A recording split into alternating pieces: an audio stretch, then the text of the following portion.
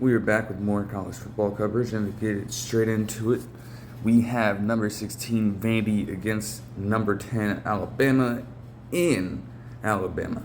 And obviously, they were looking for massive amounts of revenge in this game. Because all the damn Alabama fans dealing with this shit last season, with Vanderbilt managing to upset them 40-35. After that, they couldn't take that shit. They were calling for DeBoer's job and everything. Honestly, when have they not since DeBoer has gotten there? And again, from that perspective, like I've said before, you're a little spoiled. You know, the standard is the standard, but obviously with Saban being gone again, how exactly would you expect anyone to be a seamless fit in this system and compound on Saban's last few years, thereby automatically being a powerhouse once again? It's difficult stuff to do.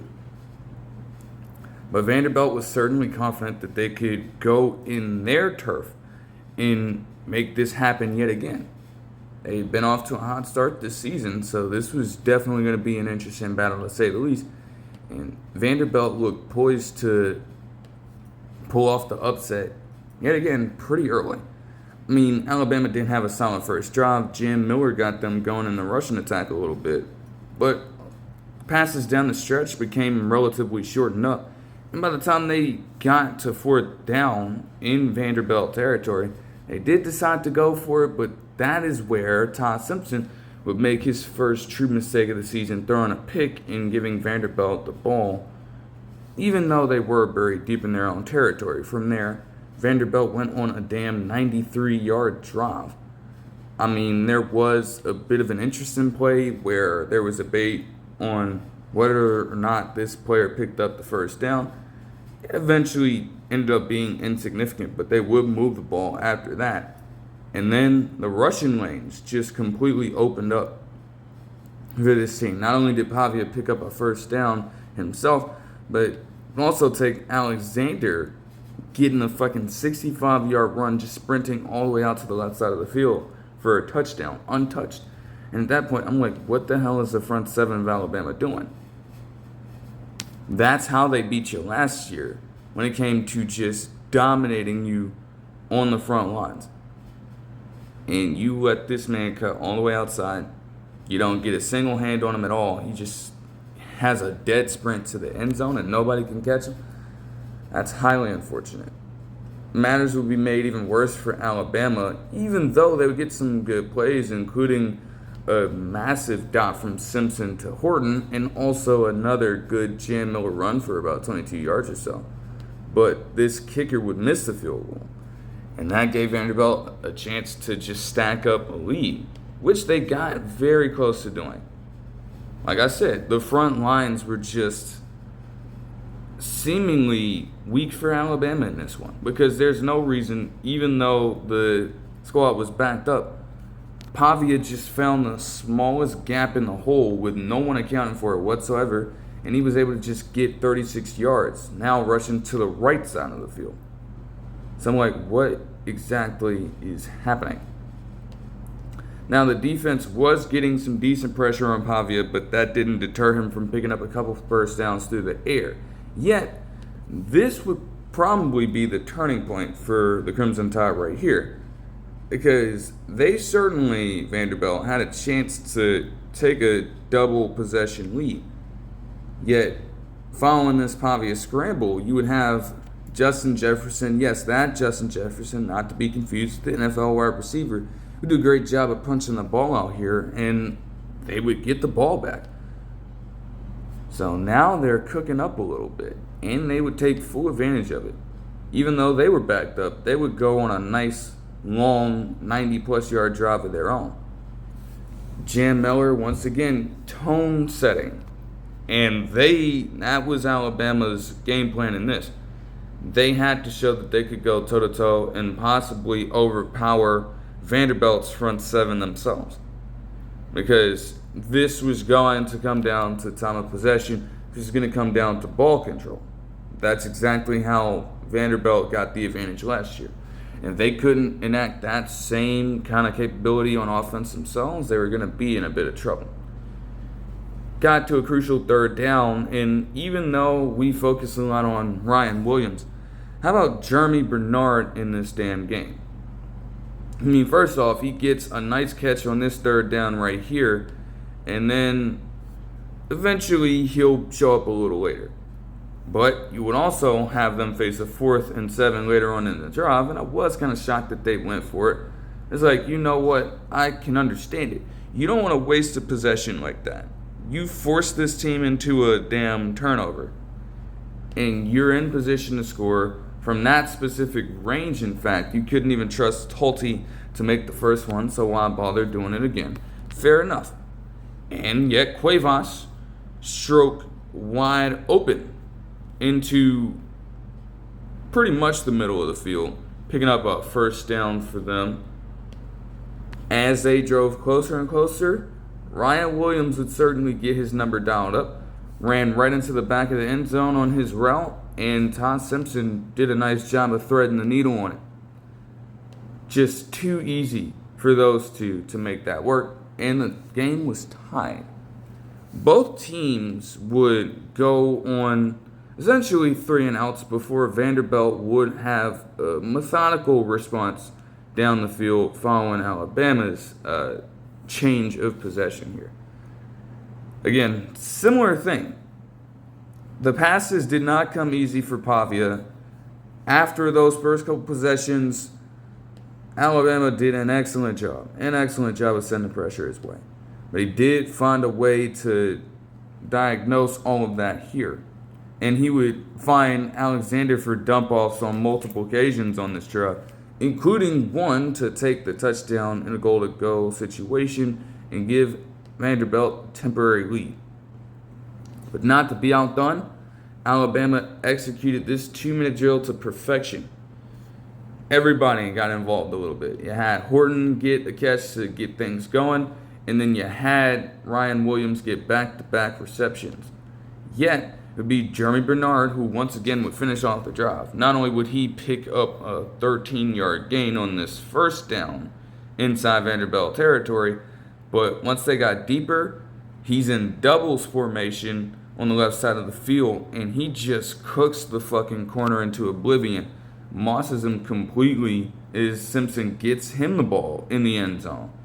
And just like that, it's a tied ball game yet again, heading into halftime, a 14-14 score. From there on, even though the offense could not finish drives for Alabama, they had all the momentum in the second half. Ryan Williams, in fact, nearly scored a touchdown here. He almost pulled off the damn half spin again following the catch on this play, but did pick up some extra yards regardless on this 54-yard gain. Yet they would be stuffed in the backfield. Bernard specifically would lose 3 yards here. They would get the field goal to go up 17-14 though. But that defense was stout. I mean, first possession, Vanderbilt has a chance to establish their own kind of offense here to start off the second half, and they go 3 and out. This next possession, they go 3 and out, just being guarded well, completely well. Pavia, even though he tried to run it here, they got the combo TFL, and he had absolutely no place to run whatsoever, forcing them to punt. Alabama would have another decent start to their drive with Brooks, the person wearing the Waddle number, going a little wild for a 30-yard gain here to start off this next drive. And while Todd Simpson would do a decent job of extending it, as much as I would say that Sam Levitt likes to fucking scramble, I mean, here you go with some of these SEC teams being able to pull off the exact same thing. And Todd Simpson, in that regard, might not be any different, even though he's considered a little bit of a pocket passer instead. But they would still be stopped as they were just completely backed up following a sack. And yet again, 20-14 lead for them this time.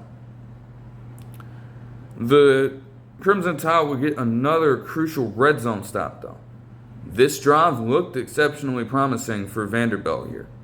I mean, yeah, they had tremendously cooled down when you take into account that they hadn't scored anything yet. But it was looking as though they could make a push for momentum here. You know, they had a first down on their own side of the field and then managed to get nice chunk plays down the field, including this one to one of their other tight ends in Spence for a 33-yard gain, just rumbling down the field. Yet, when they got inside Alabama's red zone, something clicked in that defense to just not break at all. And Keon Sabb would manage to get them the interception here after a deflection from one of the linemen, in fact. And at that point, he just had to locate the ball. He ended up doing just that. And that gave Alabama a chance to put the game on ice, which, in theory, they kind of did.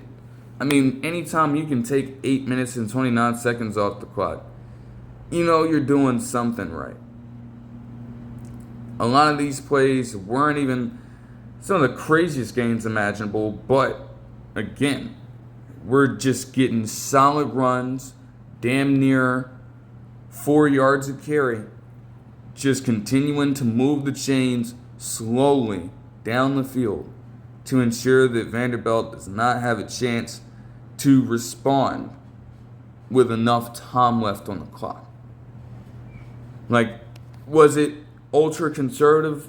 Yeah, but at that point, you're trying to protect the lead. You're trying to heighten your chances of winning the ball game.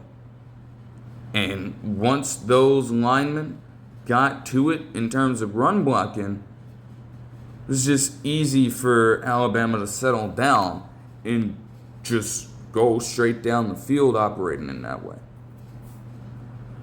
The Commodores would have a last chance to get something going, but at the same time, even with Pavia managing to pick up a first down and then also get bailed out on a potential interception via a penalty, the defense was just relentless here. Not only did Jefferson force a sack, but the man would throw 3 straight incomplete passes, with Alabama just getting, again, immaculate pressure on every single one of them. And it made it difficult for Pavia to pinpoint these accurately. They would then, with that being the case, turn the ball over on downs. And Alabama was in prime position to just go out and win. But they would add a little something extra to it. You thought they weren't going to take a chance to run up the score if they could? They absolutely did. It was all Jam Miller in this possession, but on 4th down, they just figured it would make sense to keep the ball on the ground anyways. And Jam Miller would get in for a 20-yard rushing touchdown. Had absolutely no problem with them running up that score right here. Again, as devastating as that shit was, they'd been waiting so long to get that back. And that just added the icing on the cake for them. So Alabama, despite it looking a little interesting before the game, given how Vanderbilt was playing themselves and the fact that they were undefeated before this, they would win 30-14 in this pivotal rematch for them. Ty Simpson played exceptionally well. And as much as they were saying it, like, watching him throw the ball, like, he was really doing damage over the middle of the field. I'm not even going to lie to you. 74.2% completion and 340 yards with 2 touchdown passes and also the lone interception. Jam Miller had 22 rushes for 136 yards and a touchdown. And he did so well by himself that this man had as many rushing yards by himself as the Vanderbilt squad did combined between 4 rushers. So once you see that, you know where the game was won. And that is exactly what Alabama was intent on doing. Ryan Williams had 6 receptions for 98 yards and a touchdown. Jeremy Bernard had 5 receptions for 82 yards and a touchdown. Isaiah Horton had 4 receptions for 66 yards. and Josh Cuevas had 3 receptions for 35. As for Vanderbilt, Pavia had 254 total yards and a touchdown pass with 2 interceptions and a fumble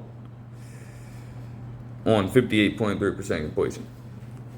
Again, yeah, the confidence is definitely there, but the execution for the 6-year senior was most certainly not. And that is a testament to how Alabama decided to play him. After all, you had to adjust in that way because he killed you last year. You couldn't allow that to happen again.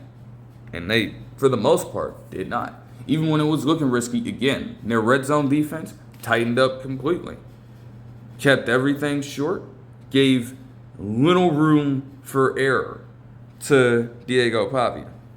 Like, the reads he was trying to make in those situations had to be exceptionally accurate. And they made it difficult for him to settle in for most of this game. Sherrill had 6 receptions for 49 yards. Spence had 2 receptions for 45 yards. And Hoskins had 3 receptions for 37 yards to cap it off.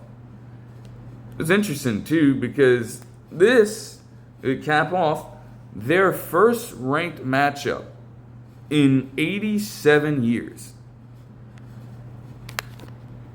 Of course, you would have to go back that far to find good Vanderbilt college football programs. All right, moving on to number 3, Miami, at number 18, Florida State.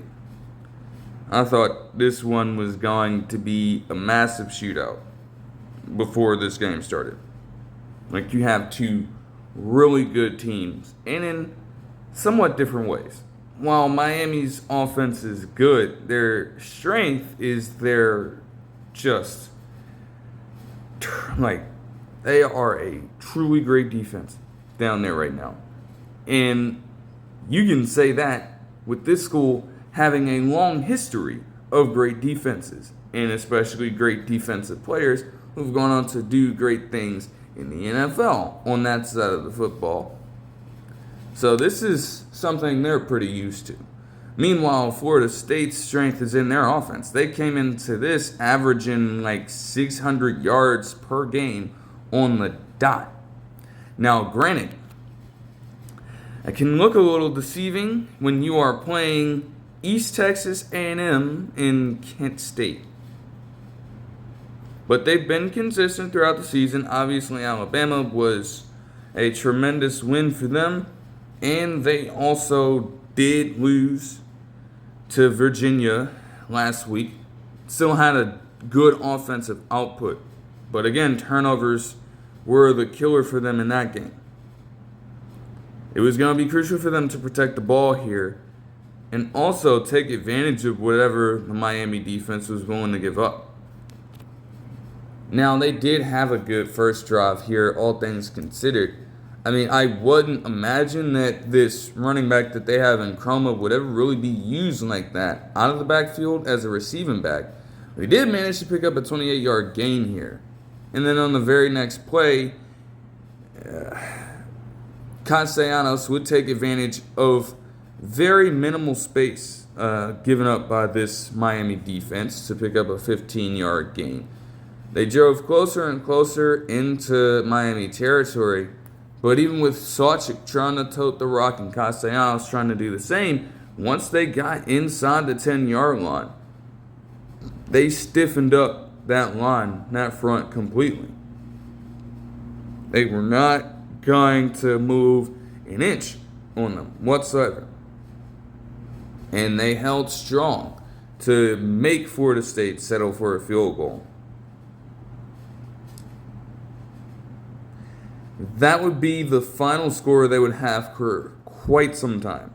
Because even though I was thinking this is going to be a back and forth ball game, at the end of the day, we got to call it what it is.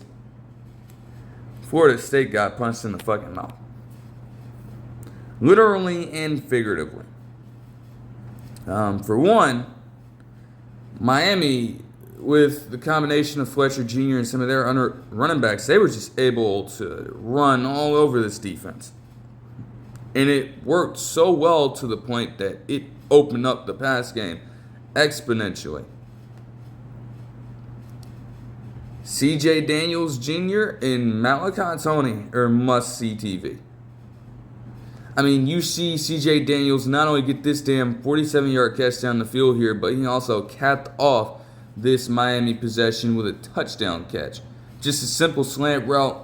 There was nothing that the Florida State cornerback could do about it because he was completely shadowed with his back turned away from the ball.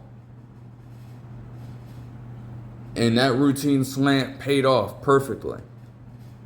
But also on the flip side, when it came to the balance of offense and defense for Miami, in terms of rushing and passing as well, Florida State absolutely got suffocated. Absolutely. I mean, like I said, lanes after that initial drive started closing up completely for this team. You know, they got just tremendous amount of penalties as well that kept them from really establishing much of anything. And Castellanos is in a living nightmare. As small as he is, it's going to be crucial for him to have space to see over the offensive line. Tell me why the front seven was all on his ass all night long. I tell you, man, he was making some of the riskiest decisions imaginable because he was unsettled. And when you can get a quarterback into that kind of mindset, even with Bain Jr. having a little bit of a struggle as well, dealing with penalties and everything,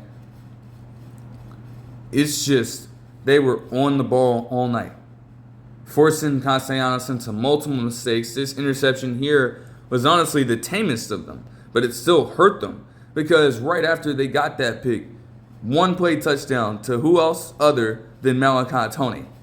All right? Beck just throws a fucking laser over to the left side of the field on what I would believe was a post at the time. And Tony completely cooked everybody else. He's just too damn fast. And he had the advantage. Beck put it in the perfect place. And he made him pay. But it was interesting, man. It's like Florida State would try to pull out the stops. They would try everything. They did the end around stuff. They tried to give their running backs room to the outside, and yet those didn't end up panning out. Whenever an initial Miami defender got there, even if they made or missed a tackle, they were all good because there was a swarm of other Miami defenders crashing over to whatever side the rusher was on to tackle them there. Like, they literally, when I say they had absolutely no place to run, I mean that shit. And it got even worse because, honestly, this possession right here, I mean, Florida State had a shot if they ran things well enough to at least get themselves on the board here, get this down to a single possession ball game. And yet Poyser forces a fumble on Chroma to give the Hurricanes the ball, even though neither team would do much of anything for the rest of the half. You could tell that Miami was in control, and you could tell that they would establish that to start off the third quarter. I mean, just routine reads from Beck to start out this drive, but then you get Malachi Tony striking again. I mean, he had already damn near gotten another touchdown where he literally just shook off multiple tackle attempts and just went on a dead sprint past every single Florida State defender. But that was called back because of penalty. Yet he would redeem himself here on this 4th and 2. They would trust their squad to go for it. And Malachi Tony would get a 40-yard touchdown catch. That would make multiple for him on the night. It was fucking wild, to say the least. Like, you've gotta love that shit, man. Now, on this drive, as I was watching as well, you also had Carson Beck try to run the football for some reason. Again, I don't really understand why that was happening. But this is what Carson Beck can pull off for you. Now, there were still some questionable reads for him. I mean, I remember a possession earlier in the game. This man, I think, was looking for somebody to be open on like a curl in the zone, and yet he feels the slightest amount of pressure and decides to throw what probably would have been a back shoulder fade or a slot fade. I don't really know what compelled him to throw it that deeply in that context. His receiver was nowhere to be found. But that's neither here nor there. That would prove relatively insignificant also. Yeah, again, it was tough for Castellanos. I mean, shit. Like, even when you look at this particular drive right here, this is just a microcosm of how his night went. I mean, yes, the stats will tell you that he got an 18-yard run on this play.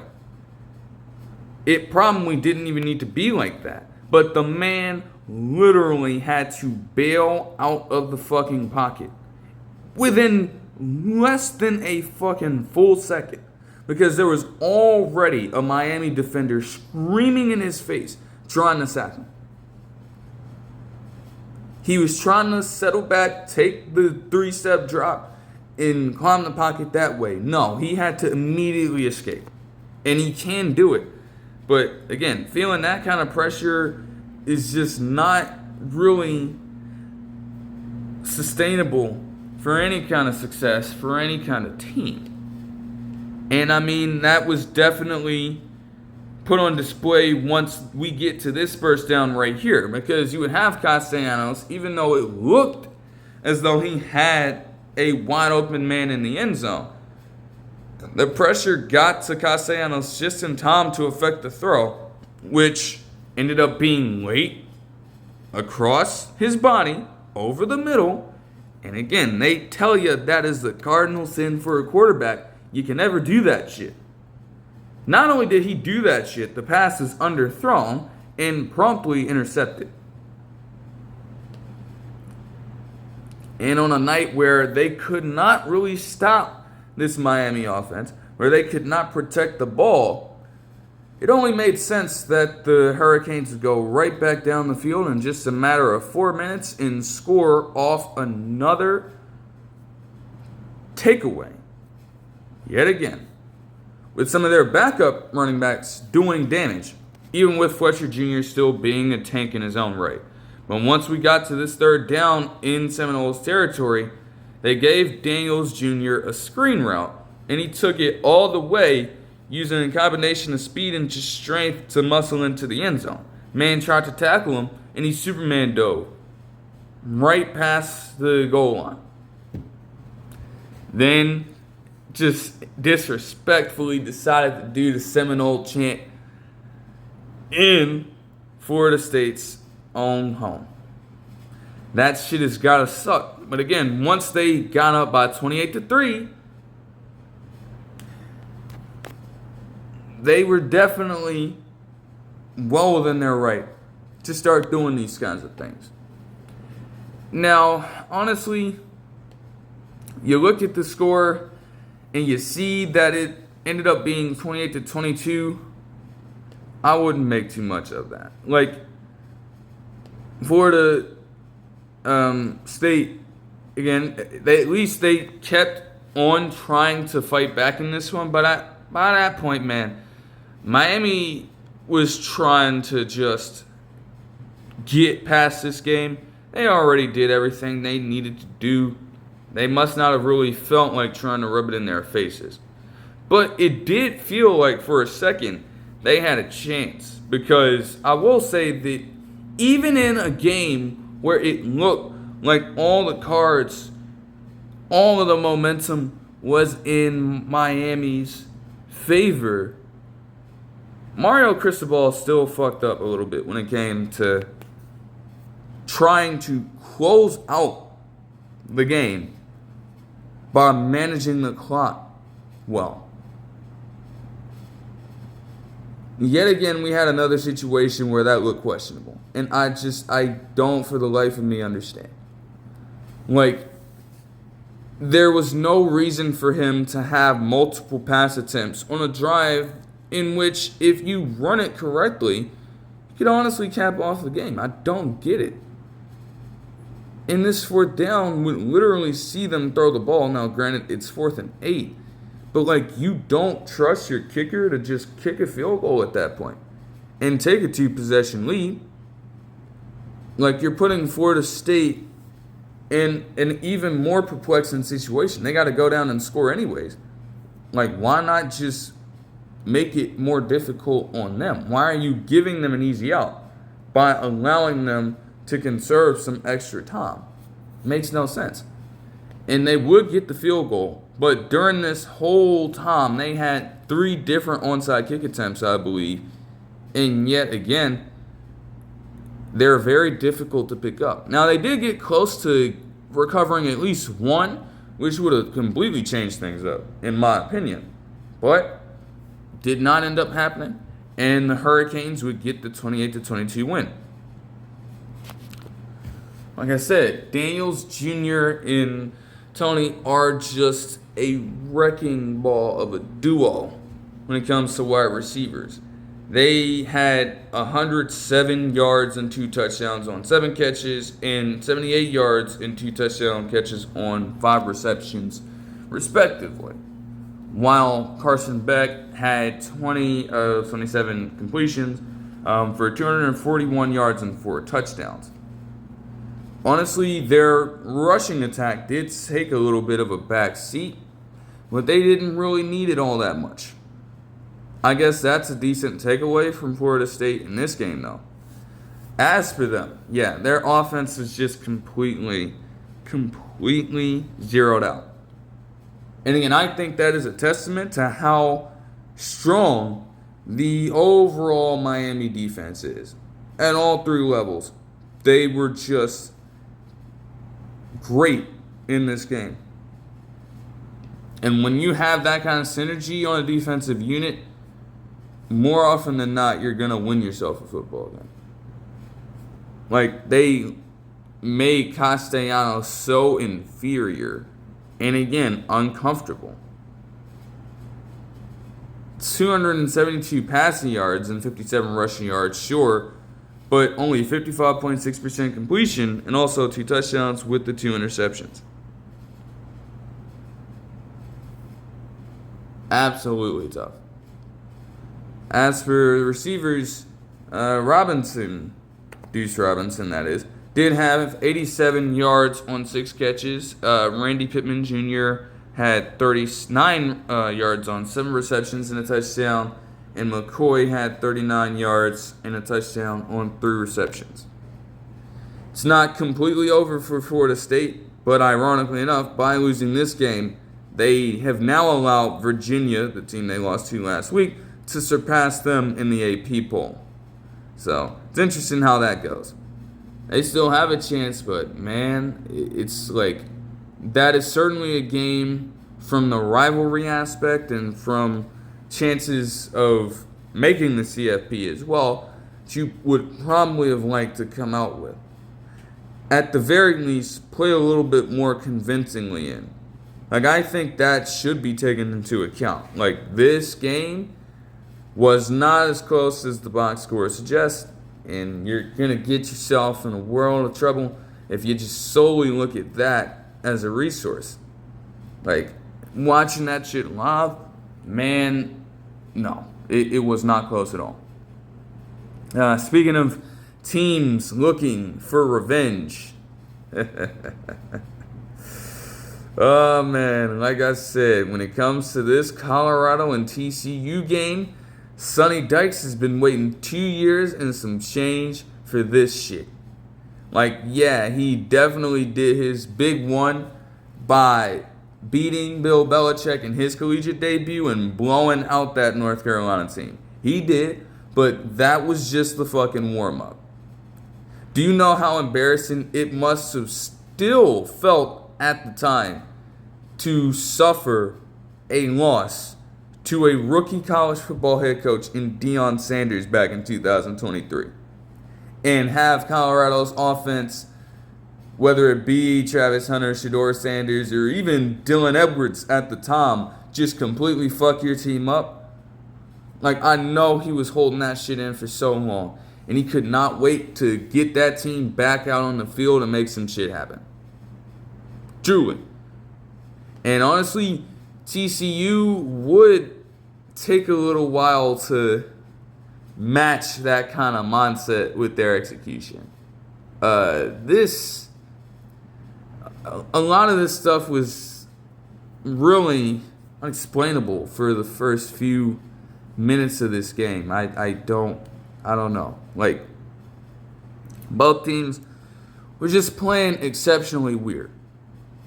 Like, yeah, Hoover can be a good quarterback, but when it comes to stuff like this, like, how exactly do you have a situation where you are overthrowing a pass to your running back, trying to lob it up, instead of keeping it level to the ground? The man is probably not that much of a receiving threat out of the backfield, and you're expecting someone of that size to go up and high point the ball. It's just not possible. And that led them right into a fourth down that just went completely wrong because he missed the fucking fourth man jack. But not to be outdone, Colorado got in their own just bullshit here. Salter is just so weird. The fact that he got benched for Stalk for that period of time says a lot about him. But again, he consistently just goes through this cycle on a game-to-game basis. Like, I think he might dead ass be the next quarterback that has this fucking Jekyll and Hyde mindset. Because you literally have him getting just absolutely worked by this Johnson safety on this TCU squad. And it was a horrible throw. You're eyeing the fucking route and the receiver directly. And he throws it so late to where Johnson just creeps up and jumps it perfectly. It's unacceptable stuff. And later on, he'd show you, like, hey, he can make some exceptional plays. He's definitely built to do it. But then he'll always follow that up with just some asinine mistake that no fifth-year senior should be making. He's lucky as hell that it would not cost him.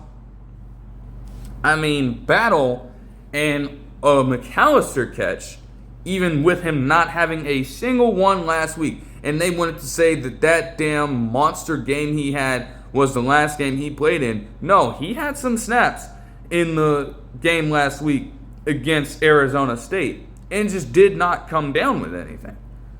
Like, you can't play revisionist history like that. You know what I'm saying? But they would get closer and closer into TCU territory. Or, Colorado territory, rather. And, I don't know about this. Like, Hoover would have a weird sequence here.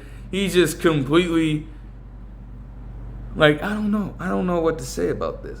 Because it was like damn near 5 players on one side of the field. They had a lineman out in space as well, covering for the additional wide receiver. And they just don't run. They don't move at all. Then Hoover gets into the scramble drill trying to make something happen. And one dude leaks out into the end zone. But Hoover throws it straight to the fucking Colorado defender. He's lucky enough that his intended wide receiver did manage to break up the pass, though. And even then, they got called for OPI. So then they move back. And they're still in field goal range at this point. But their kicker missed from 30 yards out. What should have been a fucking chip shot ended up being a damn missed field goal. Makes absolutely no sense. I guess Colorado, that finally just compelled them to wake up a little bit. If that doesn't, honestly, I don't know what would. Obiazor is a fucking hard hitter, by the way. My goodness. I saw this man literally pick up Welch and throw him down. Alright, Miller. it just did not look like a fun experience for him at all. But it would still shake back from it anyways. Dallin Hayden, it's just like I didn't even recall him getting the ball here. And the fact that this man came from Ohio State to literally being buried behind Colorado running backs that weren't even that trustworthy last season when it came to them being just a completely terrible rushing offense. That's just a sad sight to see, man. But even with all that in mind, they continue to move their way down the field with some decent play calling. And it would be Marion Miller who would finish off the drive for them for a 7-0 lead here. And he'd be a common bright spot for this team during this game. In fact, when it comes to how effectively they scored, he might have been the only bright spot.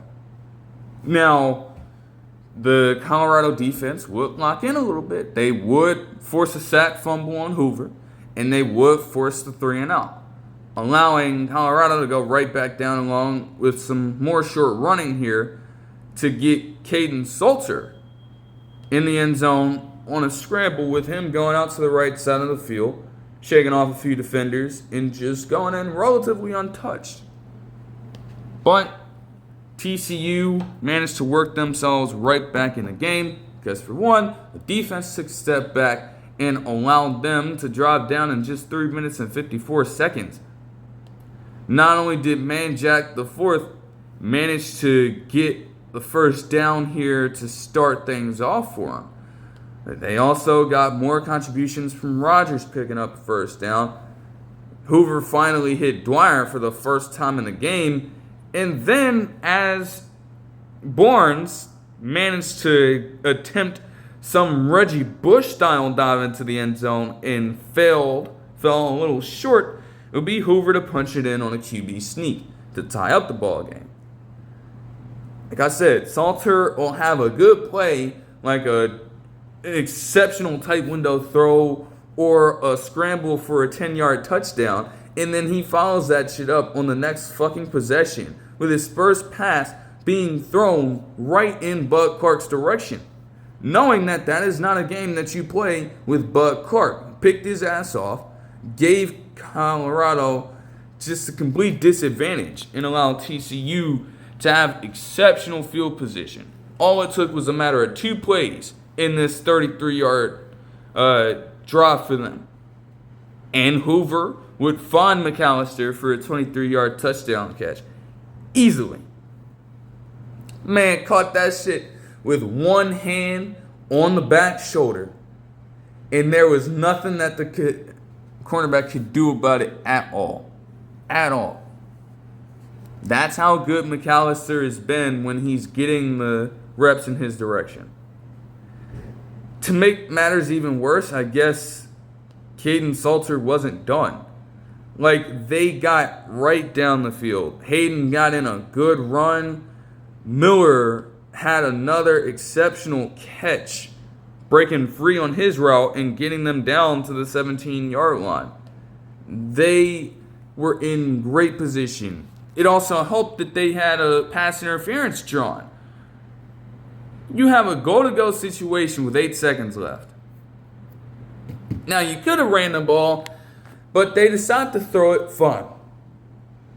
Just understand that whenever you throw the ball in a situation like this, it's got to be quick, it's got to be on time. The margin for error, if you're thinking about tight window passes from longer range, the margin for error is much lower in a situation like that. And yet Salter, maybe there wasn't something he understood in that. Because not only did he throw it late, trajectory of the pass got altered, and Obiazor was managing to get the interception here to cap off the first half for this team. Would be a slow third quarter for both teams, as their defenses collectively just did a nice job of making sure that no one did much of anything. Like, Fourth quarter would see both teams kind of ramp it up, though. I mean, they would start off this particular drive by having one of their guys in Curtis pick up multiple just chunk plays here. And from there, Colorado was very much on the defensive because the Horned Frogs were just getting deeper and deeper into their territory. Now, once we got back here, I mean, McAllister did get a good slant. He nearly fumbled as well, but he did recover it still. He was 2 yards short. And okay, at that point, it's decision time for Sonny Dykes. How badly did he want to win this game? Very. Very. Because he would go for it. And the Colorado defense was so fooled by the fake. And this intended receiver in Kiowa would manage to get a touchdown on the board. Nobody gave a fuck about that unsportsmanlike penalty that would ensue, although it did start off the Buffaloes in damn near plus territory. Very positive field position, to say the least. And they would tie up the ball game with a Marion Miller, yet again, breaking through for a 31-yard catch, cruising to a fucking score. At that point, I'm thinking, okay, this could be a pretty interesting game as we get down the stretch here. And yet, nah, son. We would have 3 and outs, but the most pivotal play would happen all because the motherfucking special teams gunners don't know how to move out of the way of the fucking ball. How ironic is it that the tides would change because one of the Colorado gunners quite literally has the ball touch him. So that immediately gives TCU all reign to recover the punt and the muff punt, especially immediately. And then you have this knee-jerk reaction to where you then decide to move out of the pathway of the football. You've just got to watch where you're going. I do understand that, like, at that point, he's not going to see where the ball is coming. But you have got to try to look around, track it, do something, do anything. You know what the stakes are in this game right now. Like, it's still a decent amount of time, but you're more than halfway through the quarter at this point. Any one mistake could change the whole complexion of the game. And in a moment that you absolutely couldn't have it, you allow that shit to go down. It's tough. From there, TCU, again, it was relatively short for them. But you would have the man jack, the fourth man jack, break through with a strong hands and strong frame for an 18-yard touchdown catch to give them the lead instantly. TCU did need to go back out on defense and get themselves another stop, but they would manage to do just that. You could question why Colorado would punt here on 4th and 10, but at the same time, they're on their own 32-yard line.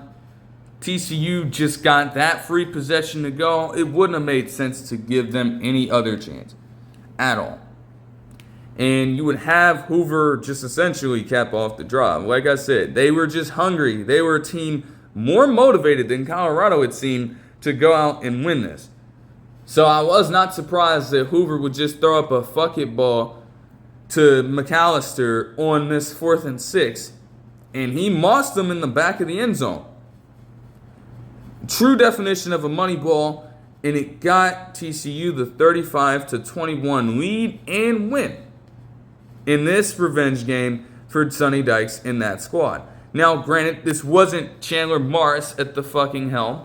We're way past that shit, and I think TCU would be thankful for that, even with Chandler Morris now having a ranked Virginia squad.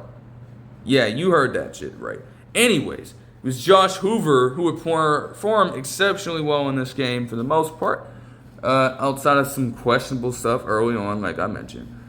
He completed 69.7% of his passes, for 275 yards and 4 touchdowns, along with another rushing touchdown on the ground in 20 yards. Joseph Manjack, the fourth, had 5 receptions for 65 yards and a touchdown, while Eric McAllister had 4 receptions for 65 yards and 2 touchdowns of his own. As for Colorado, they're going to have to figure out this quarterback thing. Because for Salter, again, to have the experience that he has and pitch a game completing just 62.1% of his passes for 217 yards, 2 touchdowns, and 3 crucial interceptions at the time at which they all happened, is unacceptable. Yet, I get with his experience that you want to trust him. But you know as well that you managed to get Julian Lewis somehow on your team. Like how, honestly, I'm not sure at this point what Lewis could have really seen in this roster given how they've been playing. Yet, it feels like you got to give him a chance. Sooner rather than later. Because if not, like, there's a high chance you're just going to lose him. I mean, this would, in my opinion, this could very well be Salter's last go in terms of this overall season. But you shouldn't want to keep Julian Lewis waiting forever. Like, you have had to have seen enough from this quarterback core, at least the duo of Staub and Salter, to recognize that they just do not have it, man. They don't. And you're just dropping all these games at this point. You're now 2-4. It's not getting any easier in the Big 12. I don't know.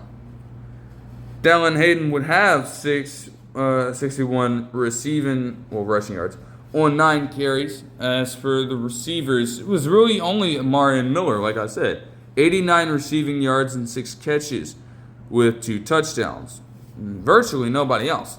Like, there were some grand opportunities. Like, for example, later on in the game, Salter had a chance to get the ball to Sheldon Brown, who only had a reception for 17 yards for some reason. And yet, the path of the ball carried him out of bounds.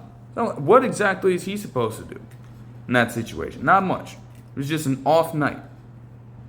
And I guess in other news tying into this game, Sanders was struggling himself to really just stay upright. He said that he still felt like there were blood clots in his lower body near his foot and lower leg.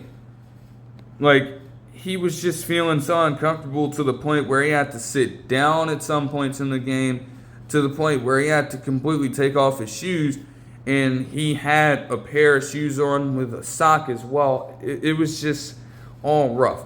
So he's going to get that checked out.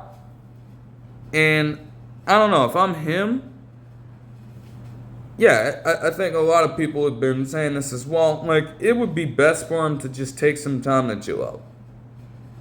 Like, coaching is a very demanding kind of profession to take up. Especially when you think about it, maybe this is a bit of a physical thing if there are still blood clots in his system. But there's also a mental drain that can come with it. I mean, this is nothing alike, but I would mostly tie that into the situation that Urban Meyer had down the stretch of his tenure in Florida. Man, that shit got him so fucking stressed out to the point where he was dealing with medical issues of his own and had to take a leave as well for some time before just completely moving on. Now, again, not to the same extent, but yeah, it's, I don't know, it can take a lot out of a coach to consistently instill all of your time and energy in trying to lead a team of young men. Sanders is definitely up for doing it. I don't think there's a question about that. But if it's going to continue to tax you from a health standpoint, you just got to do what's best for yourself in that moment. So I honestly would not blame him if that's the decision that he made for at least the rest of this season. Like, you got to find a way to just step back and treat yourself right, honestly, to ensure that you are in proper condition to continue doing this thing for the long run. And also making sure that, again, you can actually function in life generally. That is the most important thing. Moving on to number 1, Ohio State versus Minnesota. You can imagine how that did end up going for the Golden Gophers. But to be honest, for a redshirt freshman, also in Drake Lindsey, playing in this one, the first drive went about as well as it could have for him. Like, he was making some good reads. And I mean, that might be a testament to how they were calling things as well. But he was exceptionally accurate. You know, the Buckeyes were in a lot of zone defense. So there were a lot of different ones to consistently exploit. And he did a great job of that. He had a pass over the seam to Gears, just dissecting the defense perfectly on that one. So it looked pretty well for them. And I mean, they got all the way down in a goal-to-go situation. But again, similar to the Miami-Florida defense, and how they stiffened up on that first drive when Florida State was marching.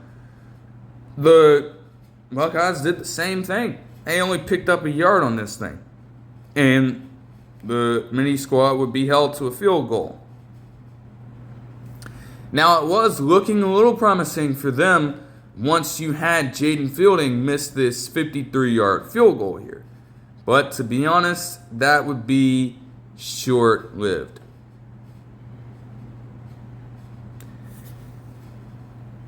Even with them getting in a goal-to-go situation there, the Golden Gophers would not reach a red zone possession again throughout the rest of this game. And from there, with the Buckeyes defense forcing just multiple 3-and-outs in a row, their offense started to wake up tremendously. Carnell Tate was a damn godsend in this game. The connection between him and Sain has been automatic damn near all season long. I mean, even when you look back at how they scored in the fucking Texas game to give themselves the advantage there. And that would continue with a 48-yard gain on this possession. You still can't forget about Jeremiah Smith, though, as he would follow that up with a 31-yard catch of his own. And it would eventually be C.J. Donaldson Jr. to punch in the touchdown there. The following possession would see yet another deep monster catch from Carnell Tate, this time for 49 yards to start out the possession. And while the Minnesota defense would have a few good plays here, you did have them attempting to hit Jeremiah Smith on this play here. And Parrish, their sophomore safety, who has done well this season, it looks like, he got a good deflection on the ball, a great jump on it. You know, I was trying to figure out whether or not Sain could have thrown that a little bit better. And I mean, when you look at it, there's not a much better spot he could have put it in. Parrish, it's on him to make that play. He stepped up and did it. So that's major respect to him. But then you had a later situation on the drive where Jeremiah Smith is getting the ball. He breaks out on this out route and gets the touchdown anyways. So it didn't matter that the man, number 17, literally just grabbing on his jersey the whole fucking time to prevent him from turning around and making that cut. And he still got the damn score, so it didn't even matter. The Golden Gophers are starting to get a little desperate, and they would turn the ball over on downs. But again, all it took was one play, and you had Carnell Tate on a throw on the fucking line from Sain 44 yards down the field, got another touchdown, another 40-plus yard catch as well, to just accentuate the night for him even further. Now, that would be the score heading into the second half at 21-3. And it looked as though the Buckeyes had a good chance to start off this third quarter well, with a score at least, but that did not happen. All good, though. Not only did they force a 3 and out, they didn't even allow the Golden Gophers to move the ball.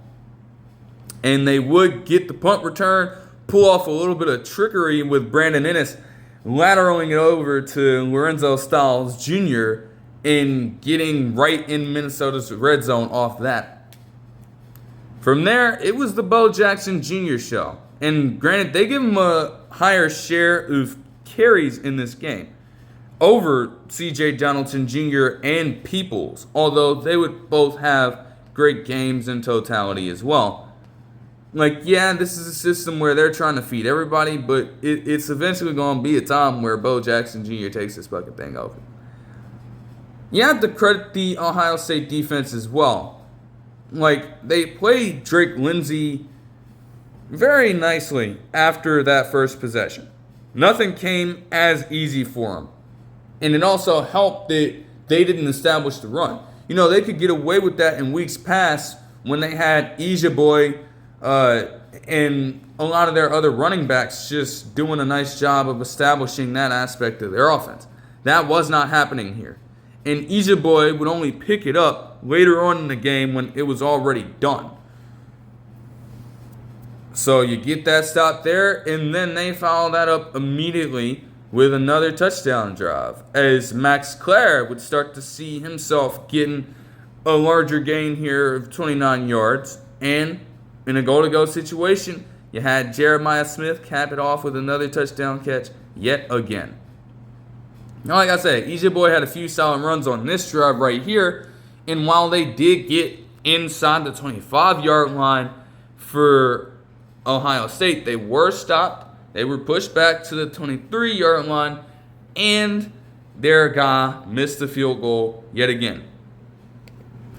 From there, you know, they played that well to that point that they felt the need to just go ahead and put in Lincoln Keenholz, who has been there for an exceptionally long time now. I was shocked to see him get a few scrambles earlier, and yet he fell short on that one, which led to an earlier punt. But okay, it's like they were going to give him a chance to just lead them out. James Peoples would manage to get a few solid gains here, though. You know, 13 and 33-yard gains to start off the drive. And he kept it going as they just continued to tote the rock down the field. They didn't even have to throw the ball all that much outside of one passing play. It was really it. And while Lincoln Keenholz would initially score a touchdown, although they ruled him short, he just managed to punch it in on 3rd and goal. I'm like, that is literally the second time. You didn't want to give Donaldson Jr. the touchdown immediately. Like, okay, you're delaying the inevitable. Same thing would happen there. And Ohio State would get a 42-3 win here. Sain has kind of given himself a higher stakes in the Heisman race. 326 yards and 3 touchdowns on 85.2% completion and just 4 incompletions on the night. Fucking wild.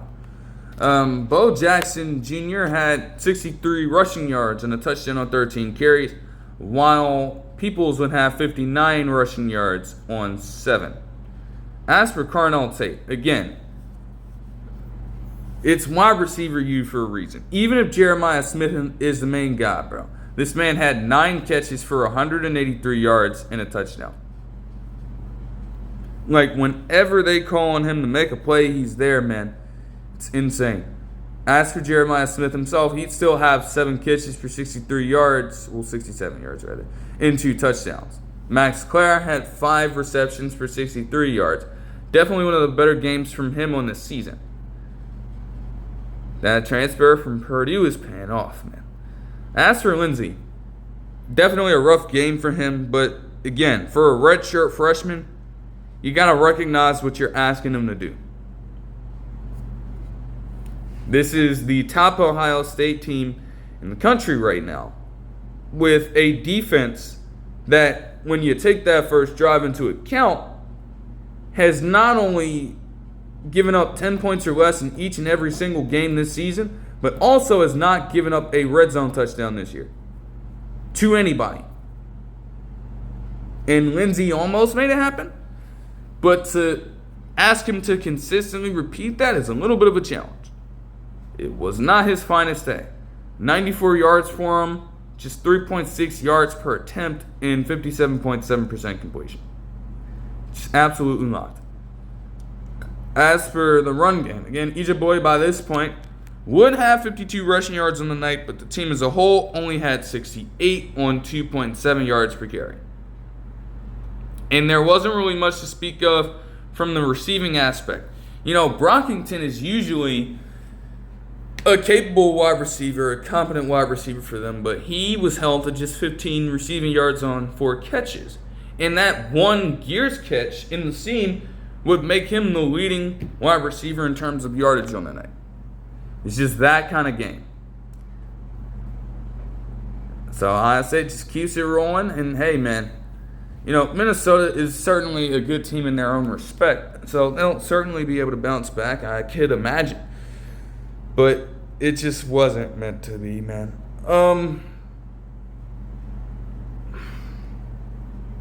That'll do it for all the game action that I watched. And I'll just touch on it briefly. But yeah, let's all laugh at Texas and Penn State. Shitty ass fucking. Man, for those guys, especially those two teams, to be ranked so high in the preseason poll, and then you have Arch Manning put out that fucking disaster class against that Florida defense, while they also managed to allow this freshman wide receiver for Florida to go absolutely dumb on a 55-yard catch for a touchdown where no one could fucking tackle the man. That all led to them losing to an unranked Florida team 29-21. And they got bounced out of the AP poll. But what was even worse was the damn frauds in Penn State themselves. Now again, people, if you just had the Oregon loss, they could forgive that, because Oregon is admittedly a tougher and better team to face off against. And they proved that. They beat them last year. They beat them this year. They've just been a tough handle. Even though the cycle consistently repeats with James Franklin not being able to beat those kinds of teams, they could let that go a little bit. You know, you're still at one loss at this point. Your chances of making the CFP are still somewhat intact. All you had to do was win the easy games. And you're telling me that you will allow yourself to get over to the Rose Bowl and have you had a winless UCLA team put that contribution up on your head to beat you 42-37? And ironically enough, Drew Aller was kind of talking this crazy stuff after the game, talking about they still had a tremendous chance to make the CFP, essentially. And like, no, you don't. Not losing to a winless UCLA team. In fact, this is the first time that something of this sort, in terms of an 0-4 team or worse, beating a top 10 team, that hadn't happened in 40 years.